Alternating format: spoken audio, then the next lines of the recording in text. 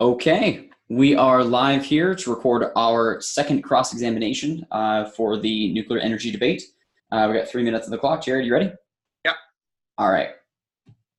Time starts. So I wanted to start off with something that you said in your first negative construction. You're talking about the utility of nuclear energy and how it's just not going to be able to sustain us. So I wanted just to get your gut instinct. What percent of the total power in the United States do you think comes from nuclear energy? Oh, I think it's really small. The Yeah. last time I looked at it, I think it might be less than 10%.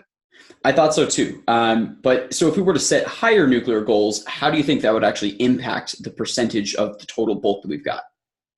The bulk of like the energy source or Yeah, the you consider the power. entire energy mix, like the US gets X percent from natural gas and coal and fossil fuels. Do you think if we set higher goals that would increase that percentage being nuclear, or would that decrease it? Well, I mean, yeah, I think it would increase it if we actually um, enacted a plan to do that. Sure. Okay. So then another conversation, another point you had a response was about the stability of India with the annexation of Kashmir versus the stability of OPEC. So of the OPEC nations, I think we could probably both agree that that's not a great trading partner. But I mean, the question I want to really get to is, do you think it would be preferable to work with India or to continue working with OPEC? Entirely set aside just what we're getting from them, which would you think would be preferable to work with?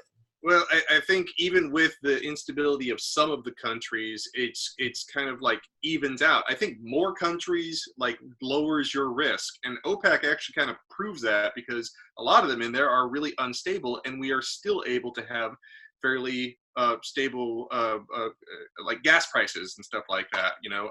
Whereas if you're relying on one single country of a billion people, I just think that it is a predictable sort of instability.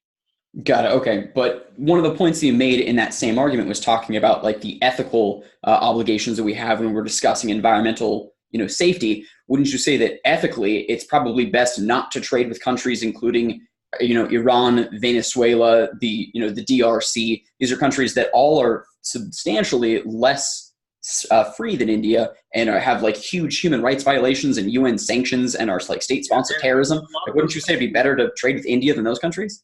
But a lot of those countries had like this rapid shift from a very stable country to just this revolutionary change. And there's nothing stopping India from doing that. In fact, they're moving towards more and more theocracy, the national populism that's becoming really popular. Maybe it just hasn't happened yet for them, and therefore it might be better to work with countries that have already hit rock bottom.